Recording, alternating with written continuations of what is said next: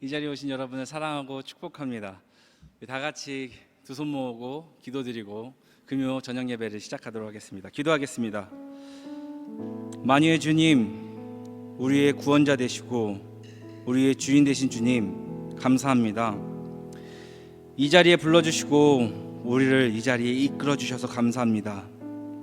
우리가 이 자리에 나온 것은 금요일 저녁이라 시간이 남아서 혹은 남이 오기에 따라온 것이 아니라 주님의 계획이고 주님의 인도하심임을 고백합니다.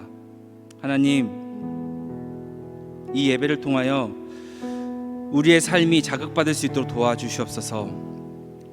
이 예배를 통하여 아버지 앞에 나아오는 힘이 될 수 있도록 도와주시옵소서. 주님, 이 예배가 우리의 비타민이 되길 원합니다. 이 예배를 통하여 우리가 성장하길 원합니다. 주님, 이 예배를 우리를 이 시간을 인도하시고 이끌어 주시옵소서. 주님 감사합니다. 사랑합니다. 예수님의 이름으로 기도드렸습니다.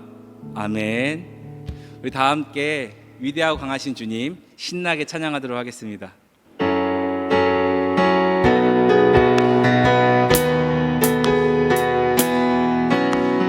위대하고 강하신 주님, 우리 주 하나님. 위대하고 강하신 주님, 우리 주 하나님. 깃발을 높이 들고 흔들며 왕께 찬양해. 위대하고 강하신 주님, 우리 주 하나님. 강하신 주님, 우리 처음부터 찬양하시겠습니다. 위대하고 강하신 주님, 위대하고 강하신 주님, 우리 주 하나님. 위대하고 강하신 주님, 우리 주 하나님. 깃발을 높이 들고 흔들며 왕께 찬양해. 위대하고 강하신 주님, 우리 주 하나님. 위대하고 강하신 주님, 우리 한 번 더 처음부터 찬양하시겠습니다. 위대하고 강하신 주님, 우리 주 하나님. 위대하고 강하신 주님, 우리 주 하나님. 깃발을 높이 들고 흔들며 왕께 찬양해. 위대하고 강하신 주님, 우리 주 하나님. 위대하고 강하신 주님, 기뻐하며 승리의 노래 부르리. 기뻐하며 승리의 노래 부르리. 그 백성 주가 회복시키시네. 그 사랑으로 억눌렸던 자모아 칭찬과 명성 얻게 하시네. 전심으로 기뻐하리. 전능의 왕 함께 하시네. 기뻐 외치며 주께 두 손 들리 춤을 추며 왕께 찬양해. 모든 원수를 멸하신 주님, 전능의 왕 함께 하시네. 기뻐하며 승리의 노래 부르리. 그 백성 주가 회복시키시네. 그 사랑으로 억눌렸던 자모아 칭찬과 명성 얻게 하시네.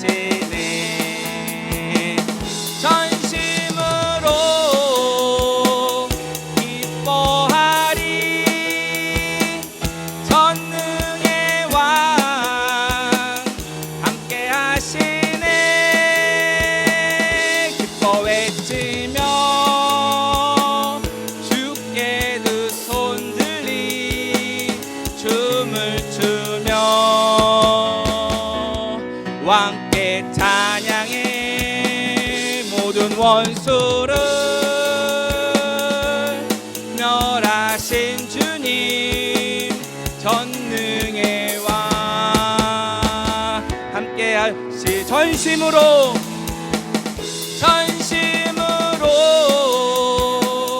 기뻐하리. 전능의 왕 함께 하시네. 기뻐 외치며 주께 두 손 들리 춤을 추며 왕께 찬양해. 모든 원수를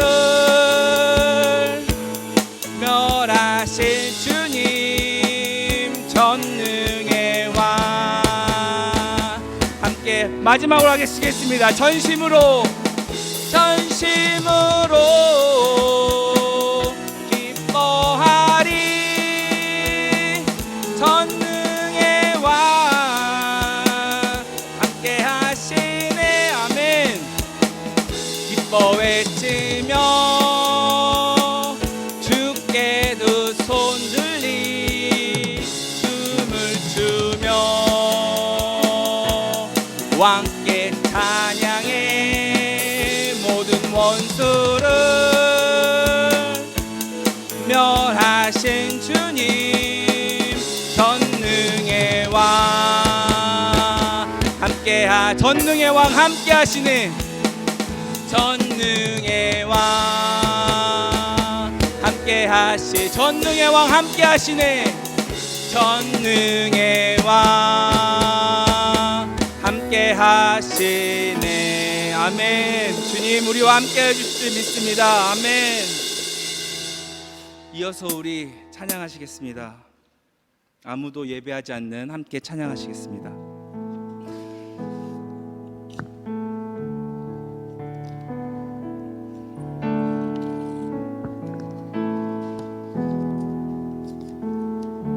아무도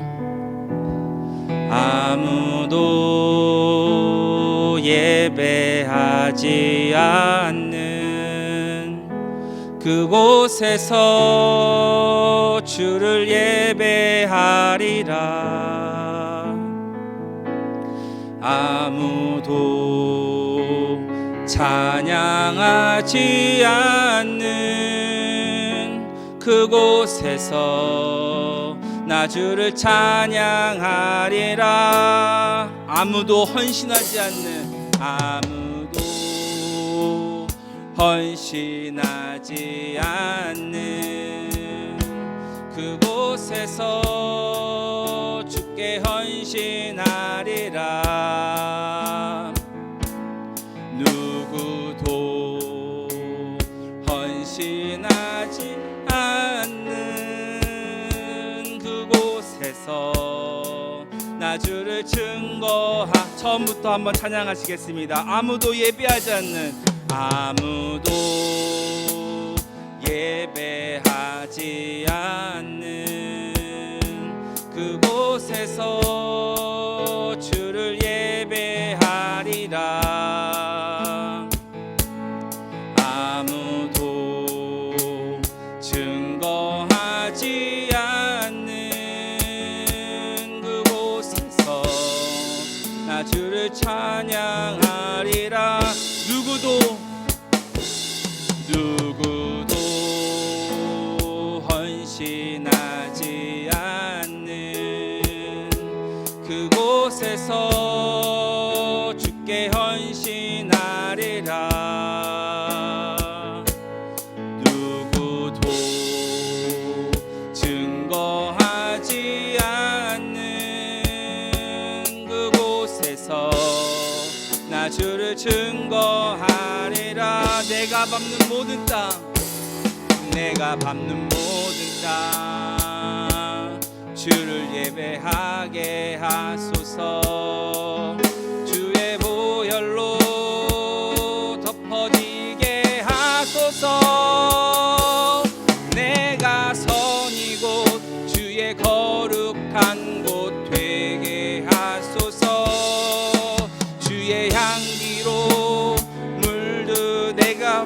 모든 땅, 내가 밟는 모든 땅, 주를 예배하게 하소서. 주의 보혈로 덮어지게 하소서. 내가 선이고 내가 선인 주의 거룩한 곳 되게 하소서. 주의 향기로움을 내가 밟는 모든 땅, 내가 밟는 모든 땅, 주를 예배하게 하소서. 주의 보혈로 덮어지게 하소서. 내가 선이고 주의 거룩한 곳 되게 하소서.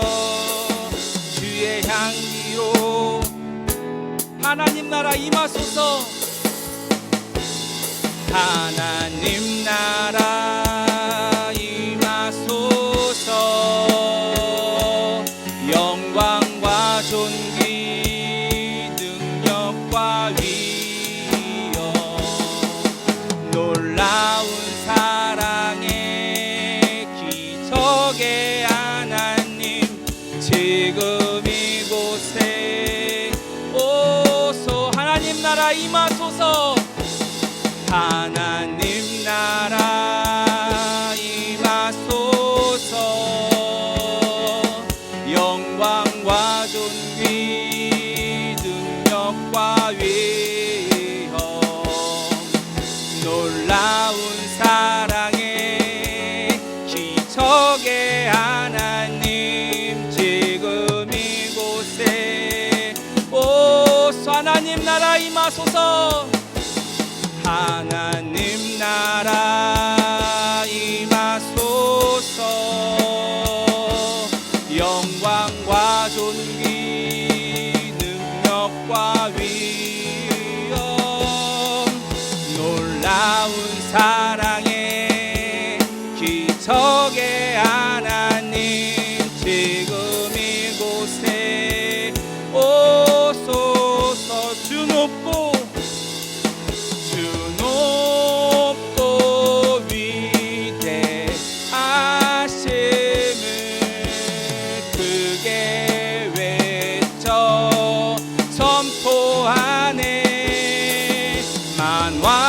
만왕의 왕 주 하나님 지금 오소.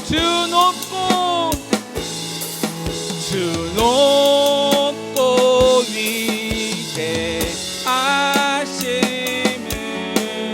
크게 외쳐 선포하네. 만왕의 왕 주 하나님 지금 이곳에 오셔서 찬양하시겠습니다. 이곳에 오셔서 이곳에 앉으소서. 이곳에서 드리는 예배를 받으소서.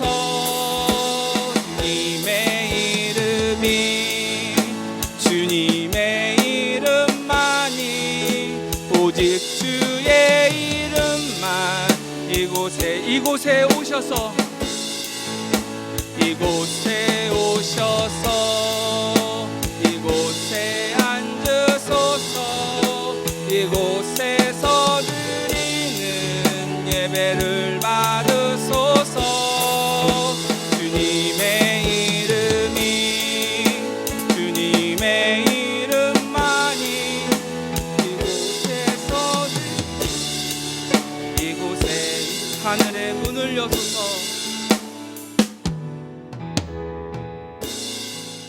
하늘의 문을 여소서. 이곳을 주목하소서.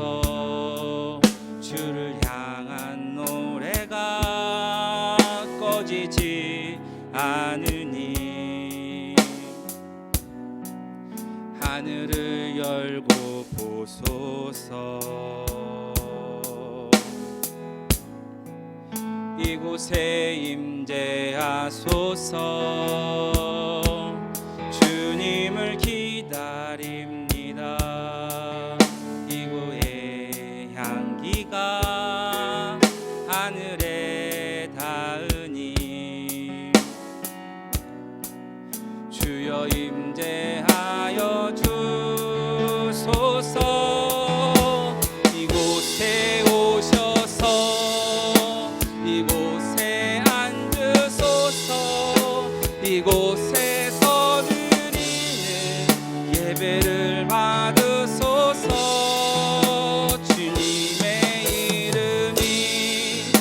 주님의 이름만이 오직 주의 이름만 이곳에 있습니다. 주님, 그렇습니다.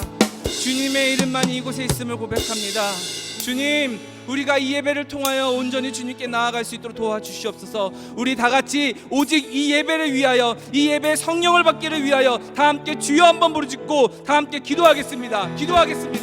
주여, 사랑의 많으신 하나님 아버지, 이 예배에 임재하여 주시옵소서. 이 예배에 성령을 부어 주시옵소서. 주님, 이 예배 가운데 함께하여 주시옵소서. 이 예배에 주의 말씀이 가득할 수 있도록 도와주시옵소서. 할렐루야. 사랑의 많으신 아버지 하나님, 오직 주님만을 믿습니다. 오직 주님만을 찬양합니다. 오직 주님만을 경배합니다. 주님, 이 예배 가운데 함께하여 주시옵소서. 이 예배를 주의 말씀으로, 주의 영으로, 성령으로 가득 찰 수 있도록 주님 이끌어 주시고 인도하여 주시옵소서. 우리가 이곳에 나올 때 많은 죄악을 들고 나왔습니다. 많은 아픔을 들고 나왔습니다. 많은 걱정을 들고 나왔습니다. 시험 기간인 중에도 나왔습니다. 사업을 하다가도 나왔습니다. 집안 생활을 하다가도 나왔습니다. 주님, 모든 것을 아버지께 내려놓으니 아버지께서 모든 것을 받으시고 우리의 걱정도 아버지께서 해결하여 주시옵소서. 영광이 많으신 하나님 아버지, 오직 주님만을 찬양합니다.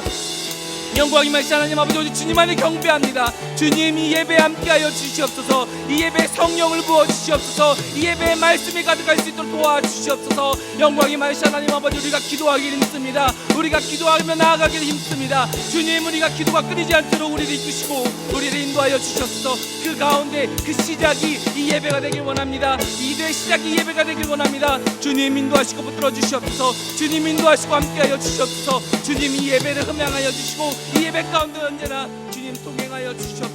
오직 주님만을 바라봅니다. 오직 주님만을 찬양합니다. 주님, 이 예배를 받아주시고 이 예배 가운데 함께하여 주시옵소서. 영광이 많으신 하나님 아버지, 감사합니다. 우리를 이 예배 가운데 불러주신 것도 주님이시고 이끌어주신 것도 주님이심을 고백합니다. 주님, 그런 이 예배를 받아주시고 그런 예배 가운데 함께하여 주시옵소서. 주님, 언제나 우리가 의지할 것은 나의 능력과 나의 생각과 나의 사고가 아니라 아버지의 말씀이고 성령임을 고백합니다. 주님, 우리가 그것을 깨달을 수 있는 시간이 될 수 있도록 도와주시옵소서. 정말 사랑합니다. 정말 감사합니다. 주님, 도와주시옵소서. 예수님의 이름으로 기도드렸습니다. 아멘. 나는 믿네 찬양하겠습니다.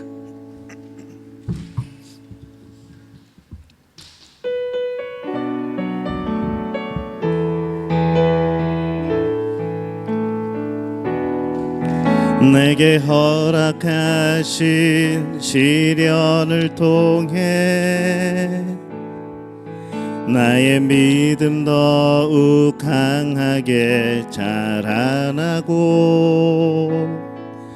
험한 산과 골짜기 지나는 동안 주께 더 가까이 나를 이끄시네.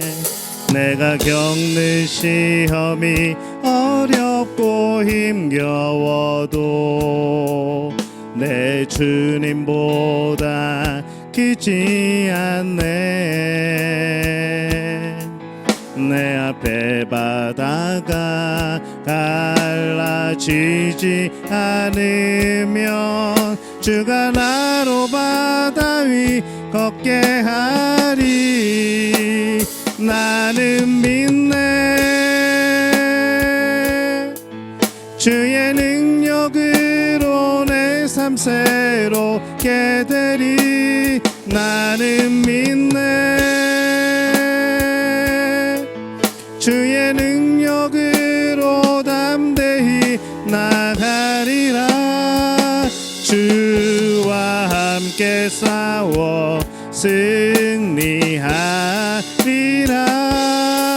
날마다 믿음으로 나 살아가리. 내게 허락하신 시련을 통해 나의 믿음 더욱 강하게 자라나고 험한 산과 골짜기 지나는 동안 주께 더 가까이 나를 이끄시네. 내가 겪는 시험이 어렵고 힘겨워도 내 주님보다 크지 않네. 내 앞에 바다가 갈라지지 않으면 주가 나로 바다 위 걷게 하리. 나는 믿네. 주의 능력으로 내 삶 새롭게 되리. 나는 믿네. 주의 능력으로 담대히 나가리라. 주와 함께 싸워 승리하리라. 날마다 믿음으로 나 살아가리. 나는 믿네. 나는 믿네. 주의 능력으로 담대히 나가리라. 나는 믿네. 주의 능력으로 담대히 나가리라. 주와 함께 싸워 승리하리라. 날마다 믿음으로 나 한 번 더 고백합니다. 나는 믿네. 나는 믿네. 주의 능력으로 내 삶 새롭게 되리. 나는 믿네. 주의 능력으로 담대히 나가리라. 주와 함께 싸워 승리하리라. 날마다 믿음으로 나 살아가리. 오늘 함께 나누신 말씀은 신약성경 갈라디아서 2장 20절 말씀입니다. 그냥 외우시죠. 찾지 마시고. 예, 갈라디아서 2장 20절 우리 함께 읽습니다. 내가 그리스도와 함께 십자가에 못 박혔나니 그런즉 이제는 내가 사는 것이 아니요 오직 내 안에 그리스도께서 사시는 것이라. 이제 내가 육체 가운데 사는 것은 나를 사랑하사 나를 위하여 자기 자신을 버리신 하나님의 아들을 믿는 믿음 안에서 사는 것이라. 아멘. 할렐루야. 이 밤에 하나님의 전으로 또 기도의 자리로 나온 여러분들을 축복하고 또 환영합니다. 우리 옆에 분들에게 인사할까요? 오늘이 그날입니다. 예수님이 언제 오실까요? 오늘 같은 날 오실 겁니다. 여러분 오늘 지금 이 시간에 어디서 무엇을 하고 계십니까? 기도의 시간에 또 주 앞으로 나오는 우리 믿음의 가족들 되시기를 바랍니다. 우리가 살아가면서 이제 그리스도인으로서 주님과 동행하며 살아간다고 말을 하는데 이 그리스도인들이 죄에 대해서 우리가 늘 사실은 실패를 합니다. 이제 좀 알 것 같고 이제 좀 믿은 것 같고 이제 웬만한 죄들은 내가 이겨낼 수 있을 것 같은데 이 그리스도인들이 살아가면서 늘 실패를 하게 되어지죠. 우리가 믿는 것은 예수님께서는 모든 그리스도인들과 함께 하시는 것을 우리는 믿고 있습니다.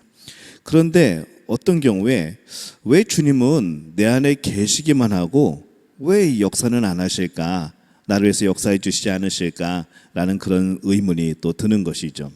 분명히 함께 하신다고 했는데 함께 하시는 것 같은데 이상하게도 예수님의 역사가 잘 느껴지지 않고 나타나지 않는 겁니다. 우리가 이런 질문을 던지게 되는 것이죠. 우리가 이 문제에 대해서 오늘 우리가 짚고 넘어가려고 합니다. 어떻게 보면요, 예수님은 우리 안에서 역사하지 않으시는 것이 아니라 사실은 어쩌면은 역사를 못 하시고 계신 것 아닌가라는 생각이 듭니다. 왜 그럴까 생각해 보니까 예수님께서 우리 안에 계시면서도 역사하지 못하시는 이유는 우리가 예수님을 주인이 아니라 손님으로 여기고 있는 거죠. 우리 요한복음 말씀 보면요, 요한복음 2장 1절에서 5절에 보면은 이렇게 말씀을 합니다. 우리 함께 읽을까요? 사흘째 되던 날 갈릴리 가나에 혼례가 있어 예수의 어머니도 거기 계시고 예수와 그 제자들도 혼례에 청함을 받았더니 포도주가 떨어진지라. 예수의 어머니가 예수에게 이르되 저들에게 포도주가 없다 하니 예수께서 이르시되 여자여 나와 무슨 상관이 있나이까? 내 때가 아직 이르지 아니하였나이다. 그의 어머니가 하인들에게 이르되 너희에게 무슨 말씀을 하시든지 그대로 하라 하니라. 아멘. 이 사건이 벌어지죠. 예수님은 가나의 혼인잔치에 잔치집에 계셨지만은 아무것도 하지 않으셨습니다. 포도주가 떨어졌다는 소리가 들려옵니다. 예수님은 어머니가 부탁했을 때에 이 나랑 무슨 상관이 있나이까? 라고 말씀을 합니다. 만약에 우리가 오늘 같은 날 이렇게 금요기도에 와서 정말 몸도 피곤하고 바쁘고 힘든데 그래도 기도하러 가야지, 그래도 주님 만나러 가야지 하고 나왔는데 그리고 열심히 기도했는데 응답이 만약에 나와 무슨 상관이 있는 거니? 라고 응답을 주신다면은 이 얼마나 우리가 섭섭하겠습니까? 안타깝게도 근데 이게 우리의 현실일 때가 많다는 것이죠. 예수님께서는 우리에게 무엇이 필요하고 또 우리가 무엇을 어려워하는지 잘 알고 계십니다. 예수님이 우리의 문제를 모르시겠습니까? 그런데 예수님은 우리 안에 계시면서도 아무것도 못하시는 그런 경우가 많다는 겁니다. 왜 그런가 하면은 아까도 말씀드렸듯이 예수님을 주님이 아니고 주인이 아니고 뭘로 여기고 있다고요? 손님으로 우리가 여기기 때문에 그런 것이죠. 우리는 예수님을 주님이라고 고백을 합니다. 이 주님이라고 고백한다는 게 정말 큰 의미고 깊은 의미입니다. 그냥 주여 한다고 해서 그것이 그 의미가 와닿는 게 아니라는 것이죠. 정말 우리의 문제는 예수님께서 정말 우리 삶의 주인이신가 하는 겁니다. 많은 그리스도인들이 예수님을 주님이라고 고백하고 주여라고 부르면서도 실제로는 내 맘대로 살고 있습니다. 주여 내 맘대로 살렵니다 그러는 것이죠. 우리의 기도가 그렇지 않습니까?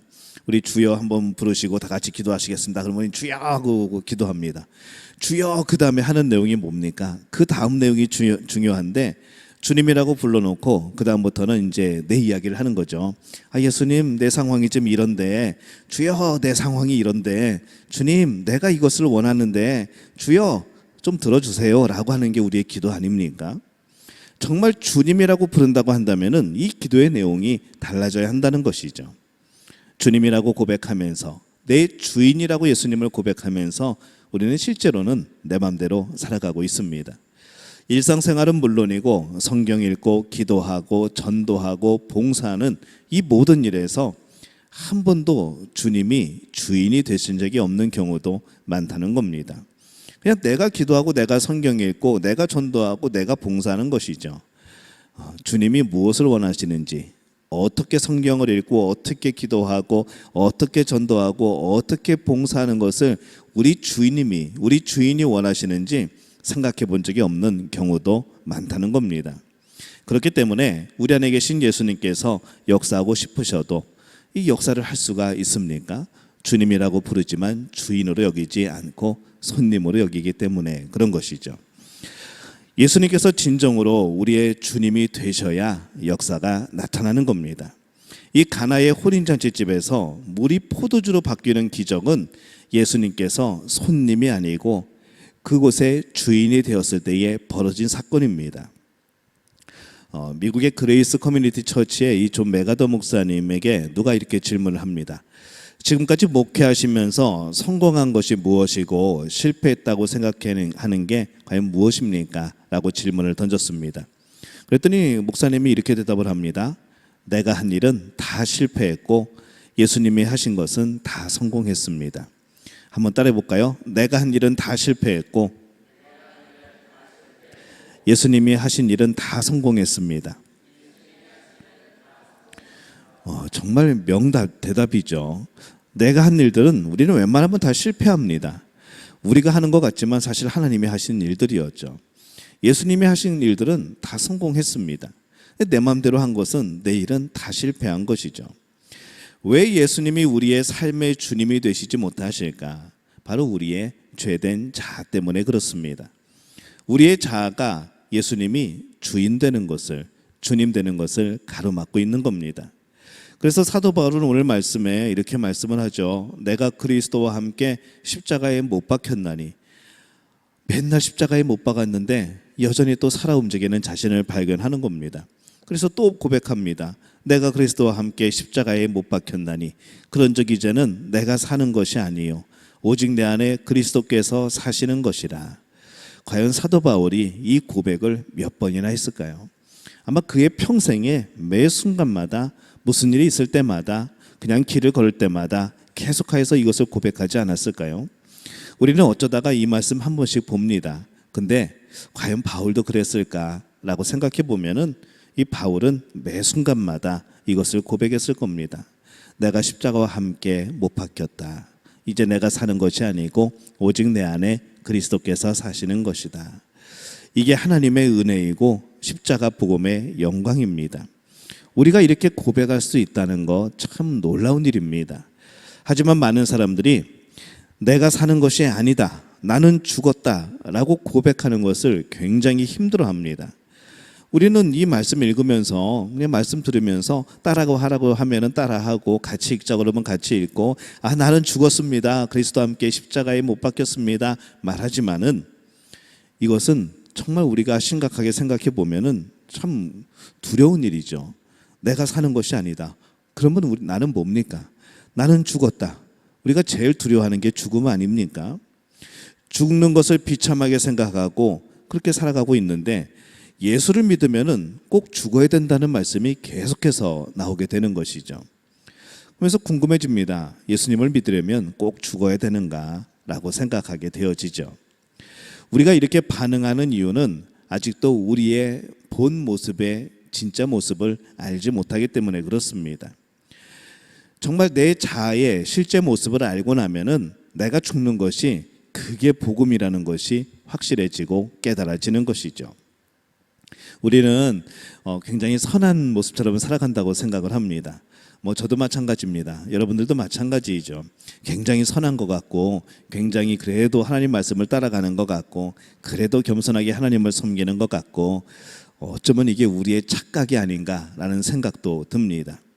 매 순간마다 매일마다 내가 예수님과 함께 십자가에 못 박혀 죽지 않으면은 우리는 언제든지 예수님 거부하고 예수님 부인하고 예수님 배신하고 도망갈 사람들입니다. 우리는 그런 것이죠. 그게 우리 자아의 실제 모습입니다. 우리가 스스로 속이는 거죠. 그래 이 정도면, 그래 이 정도 믿었으면, 그래 이 정도 직분이면, 그래 이 정도 내 삶이면 참 깨끗한 삶이지, 그 누구에게 비하면은 깨끗한 삶이지라고 말을 합니다. 근데 우리가 비교하는 대상이 누굽니까? 범죄자들이고 정말 세상에서 지탄받는 사람들이고 그 사람에 비하면은 나는 그나마 괜찮다는 그런 비교 아니었습니까? 근데 만약에 하나님 앞에 섰을 때에 우리는 과연 그렇게 괜찮은 사람일까? 그렇지 않다는 것이죠. 우리의 자아는 예수님과 함께 십자가에 못 박아 죽어야 그때서야 비로소 죄를 짓지 않는 그런 존재라는 겁니다. 그래서 내가 그리스도와 함께 십자가에 못 박혔나니 라고 고백한 이유는 바울 자신이 얼마나 내가 죄에 오염되어 있는가 깨달았기 때문에 나올 수 있는 그러한 고백이었다는 것이죠. 우리는 죄가 내 자신과는 별개인 것처럼 그렇게 생각을 합니다. 나는 선한데, 나는 연약한데 이놈의 죄가 나를 꼬시고 나에게 들어와 가지고 나를 죄짓게 만든다고 생각할 때가 많습니다. 근데 우리 자신과 죄는 절대로 별개가 아닙니다. 우리의 자아 그 자체가 이미 죄덩어리인 것이죠. 우리의 의지, 우리의 감정, 내 지식을 포함한 모든 영역이 사실은 죄의 오염이 되어 있는 겁니다. 이것이 우리의 자아의 실제 모습입니다. 그러니 살아있는 것보다 그리스도와 함께 십자가에 못 박혀 죽는 것이 이게 은혜이고 이게 감사함인 것이죠. 그래서 바울이 고백하는 그 말씀이 은혜가 되어지는 것이고, 그래 나도 십자가에서 그리스도와 함께 십자가에 못 박혀 죽어야 되는구나 라는 것을 깨닫게 되어지는 겁니다. 그리스도인이라면 누구나 신앙생활을 하는 동안에 나름대로 경건하게 살기 위해서 노력해 봤을 겁니다. 정말 성질, 또 나쁜 그런 습관들, 두려움, 염려, 분노, 혈기, 시기, 질투, 또 음란한 마음, 이런 것들을 이겨내고 우리 스스로 굉장히 노력을 했을 겁니다. 근데 우리의 경험은 뭡니까? 늘 실패했고 늘 좌절했다는 것이죠. 그 정도 노력했으면, 그 정도 좀 극복해 보려고 했으면은 뭔가 극복이 되고 뭔가 좀 거룩한 삶이어야 되는데, 사실 우리는 성공한 것보다 죄에 대해서 실패한 경험들이 너무나도 많은 겁니다. 아무리 노력해도 도저히 안 됩니다. 이것이 우리의 정직한 고백이라는 것이죠. 이런 고백이 우리에게는 참 절망스러운 고백입니다. 근데 하나님이 이 고백을 오히려 기뻐하신다는 것이죠. 선한 척, 착한 척, 잘하고 있는 척, 그런 마음보다 정말 내 죄, 도무지 내가 안 됩니다. 내가 도저히 죄인이 이 죄가 해결이 되지 않습니다. 내가 죄에 대해서 그렇게 거부하려고 하지만은 나는 또 그 죄를 향하여서 달려갑니다. 이런 진실한 고백을 하나님이 기뻐하신다는 것이죠. 그리고 자기 자신에 대해서 절망할 때, 죄에 대해서 절망할 때 나는 죽었습니다 라고 고백하게 될 때에 비로소 우리는 십자가의 진리를 받아들일 수가 있게 됩니다. 그때가 바로 준비된 그것이죠. 마태복음 13장에 보면은 가라지의 비유가 나옵니다. 곡식이 있고 가라지가 있습니다. 그런데 만약에 가라지를 잘 심어놓고 김을 잘 매주고 가라지에게 열심히 비료를 주면은 가라지가 어느 순간에 곡식이 될까요? 풍성한 열매를 맺을까요? 절대로 그런 일은 일어나지 않습니다. 이 비유의 핵심은 뭔가 하면은 곡식이 되어야 된다는 것이죠. 너희는 가라지가 되지 말고 곡식이 되라는 겁니다. 근데 여러분 생각해 보시면은 어떻게 가라지가 곡식이 됩니까? 처음부터 씨가 다른데 어떻게 이 가라지가 곡식이 될 수 있을까요? 근데 예수님은 우리에게 야, 너희는 가라지가 되면 안 돼. 너희는 곡식이 돼야 돼. 알곡이 되어야 돼. 그렇게 말씀을 합니다. 어떻게 이게 가능할까요? 열심히 새벽기도 하고 매일 큐티하면은 내 죄가 조금씩 사라지고 예수님의 사람으로 변화될까요? 이 사람의 본성은 웬만하면 달라지지 않습니다. 아무리 애쓰고 노력해도 10년이 지나고 20년 지나고 30년 지나도 사람의 본성은 쉽게 변화되지 않습니다. 그러면 어떤 방법일까요? 왜 가라지가 알곡이 되어야 될까요? 이 하나님의 방법은 고치는 것이 아니고 바꾸는 겁니다. 우리가 점점 더 변화되어지는 것이 아니라 우리 속사람이 바뀌어야 되는 그런 일입니다. 근데 이 예수님의 십자가는 우리를 단순히 용서하실 뿐만 아니라 우리가 그리스도와 함께 죽고 그리스도와 함께 다시 살아나는 그 역사라는 것이죠. 예수 믿기 전에 여러분들하고 예수님을 믿은 이후에 여러분들하고 같은 사람이 아니라는 겁니다. 가라지가 알곡이 된 게 아니라는 것이죠. 가라지는 가라지이고 알곡은 알곡입니다. 예수님의 십자가는 그 가라지를 알곡으로 바꿔놓으셨다는 겁니다. 변화된 것이 아니고 가라지가 열매를 맺은 것이 아니라 알곡으로 바뀌었다는 것이죠. 그래서 이 예수님의 십자가는 우리가 죽고 다시 살게 하는, 거듭나게 하시는 놀라운 역사입니다. 여러분들이 지금 그것을 경험한 것이고 그 새로운 삶을 살아가고 계신 겁니다. 여러분 이렇게 생각해 보신 적이 있습니까? 가라지가 알곡이 되어진 거, 어떻게 그게 가능하냐? 예수 그리스도의 십자가의 은혜로 우리가 그렇게 되어진 것이죠. 우리가 지금부터는 알곡의 삶인 줄로 믿습니다. 이제 가라지가 아니라는 것이죠. 로마서 6장 6절 말씀 우리가 함께 읽어보겠습니다. 우리가 알거니와 우리 옛사람이 예수와 함께 십자가에 못 박힌 것은 죄의 몸이 죽어 다시는 우리가 죄에게 종노릇하지 아니하려 함이니. 아멘. 우리의 옛사람은 이미 예수님께서 십자가에 달려 죽으실 때 예수님과 함께 십자가에 못 박혀 죽었습니다. 이것이 하나님의 방법인 것이죠. 결국 우리의 자아로는 아무것도 할 수 없기 때문에 예수님과 함께 십자가에 못 박혀 죽고 다시 살게 하신 겁니다. 바꾸신 것이죠. 아무리 노력해도 변화되지 않는 가라지를 알곡으로 만들어 주신 것이 바로 예수님의 십자가의 복음이라는 겁니다. 이 복음을 알면 자아의 죽음이 기뻐지는 것이죠. 옛날에 죄된 자아의 모습, 가라지와 같던 나의 모습, 이거는 죽어야 되는 겁니다. 근데 십자가 때문에 예수의 은혜로 크게 죽게 된 것이죠. 그리고 새로 태어난 겁니다. 알곡으로. 서서히 변화되어진 것이 아니라 완전히 바뀌어진 것이죠. 새로운 삶입니다. 새로운 피조물이고 우리가 산 소망이 되어진 겁니다. 그래서 사도 바울은 선언을 하죠. 이제 내가 사는 것이 아니야. 이것은 결코 우울한 고백이 아닙니다. 이제 내가 사는 게 아니야. 이 말을 사는 게 아니야 라고 해석하면 이상해집니다. 그런 의미가 아니죠. 이제는 내가 사는 것이 아니에요. 그러면 누가 산다는 얘기입니까? 예수님이 산다는 것이죠. 예수님 안에서 알곡이 되어진 내가 살아가고 있다는 겁니다. 그래서 우울한 고백이 아닌 겁니다. 죽는다고 무조건 우울한 것이 아니고, 죽는다고 절망이 아니고, 오히려 옛사람의 죽음이, 죄된 자의 죽음이 기쁨이고 감사가 되어지는 겁니다. 그래서 이제는 내가 사는 것이 아니요, 이것은 이제는 내가 사는 것이 아니요, 이런 의미가 아니라는 것이죠. 이제는 내가 사는 것이 아니요 라는 기쁨에 찬 환호성입니다. 죽은 것이 그렇게 좋을까요? 우리는 아직도 죽음에 대한 두려움이 있습니다. 이 바울은 근데 정말 옛 자아가, 죄된 자아가 죽는 것이 너무나도 좋았고 기뻤던 사람입니다. 왜냐하면 자기 자신에 대한 절망이 너무 컸거든요.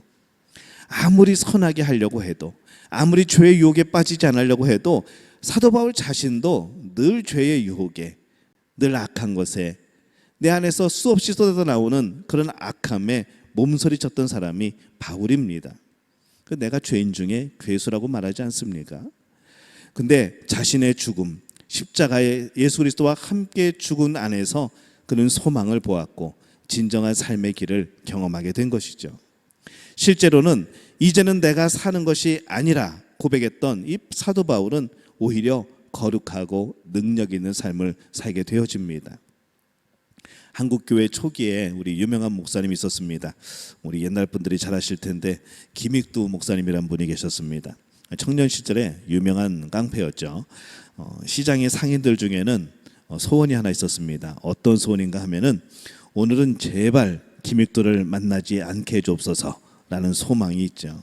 그래서 그러기 위해서 새벽마다 물을 떠놓고 장독대에서 손을 비비며 오늘 제발 김익두를 안 만나게 해달라고 비는 사람도 있었다고 할 정도로 그렇게 악명 높은 깡패였습니다. 그러니 이 정도로 많은 사람에게 고통을 주었고 그 사람들을 불안하게 했던 그런 사람이었죠. 근데 그 깡패 청년 김익두가 예수님을 믿게 됩니다. 그가 예수님을 믿고 회개한 다음에 이 시장에 부고가 떴는데 뭔가 하면은 김익두가 죽었다 라는 소식이, 소문이 들려오기 시작합니다. 그럼 또 부고장을 또 돌렸습니다. 그러니까 시장 사람들이 갑자기 축제 분위기로 바뀌는 거죠. 드디어 깡패 김익두가 죽었다. 내가 열심히 기도하고 열심히 바라고 그랬더니 저 녀석이 드디어 죽었다고 사람들이 축제 분위기입니다. 근데 어느 날 갑자기 시커먼 그림자와 함께 김익두가 시커먼 책 하나를 들고 버젓이 시장에 딱 나타난 거죠. 시장이 어떻게 됐을까요? 갑자기 쥐죽은 듯이 조용해졌습니다. 사람들이 놀랬죠. 그동안 김익두 죽었다고 얼마나 좋아했는데 막 서로 웃으면서 박수치면서 드디어 그 녀석이 죽었다고 그러고 좋아했는데 그 장본인이 나타나니까 얼마나 사람들이 놀랬겠습니까? 근데 알고 보니까 김익두가 예수를 믿고 목사님이 되었다는 겁니다. 한 사람이 김익도 목사님을 시험하려고 길을 지나갈 때에 물통에 있는 물을 뒤집어 씌웁니다. 그랬더니 김익도 목사님이 물을 턱툭 털고 쳐다보더니 예수는 내가 믿고 복은 네가 받겠구나 라고 오히려 복을 빌어줍니다. 이 진정한 변화가 나타난 것이죠. 진정한 변화는요, 깡패가 깡패짓 안 하는 게 변화가 아닙니다. 진정한 변화는 깡패가 목회자 되는 겁니다. 그게 진정한 변화인 것이죠.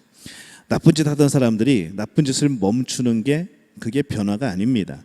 진정한 변화는 나쁜 짓 하던 사람들이 오히려 빼앗지 않고 나누어주게 되는 것이 진정한 변화라는 것이죠. 우리가 죄 짓는 것에서 멈추는 것, 그것이 변화가 아니라는 겁니다. 죄 짓는 자리에서 죄를 멈추는 것뿐만 아니라 오히려 예수 그리스도를 향하여서, 하나님을 향하여서 더욱더 섬기게 되어지고 헌신해 되어지게 되는 것, 그게 진정한 변화라는 것이죠. 우리가 이렇게 살 수 있다면 얼마나 행복하겠습니까? 시험거리가 생길 수가 없겠죠. 해결되지 않을 문제가 없을 겁니다. 여러분, 언제까지 예수님을 손님으로 두고 계시겠습니까? 혹시 여전히 여러분들 삶 속에서 예수님을 주인이라고, 주님이라고 부르짖으며 기도하고 고백하지만은 여전히 여러분의 그 마음속 한 깊은 곳에는 그냥 손님처럼, 그냥 허공에 부르짖는 그러한 것처럼 예수님을 부르고 있지는 않습니까? 예수님 안에서 살아가야만, 먼저 죽어야겠죠. 예수와 함께 십자가에 죽어야만, 그리고 예수와 함께 다시 살아나야만, 그래야 바뀌는 것이 아닌 새로운 것으로 만들어지는, 창조되어지는 그러한 삶을 살아갈 수가 있습니다. 우리는 이미 예수님을 경험하고 예수님과 함께 십자가에 못 박혀 죽은 사람들입니다. 이미 죽었습니다. 여러분, 축하드립니다. 그리고 다시 살아났습니다. 이제는 예수 그리스도와 함께 사는 것이죠. 예수님의 생명으로 여러분들이 사는 겁니다.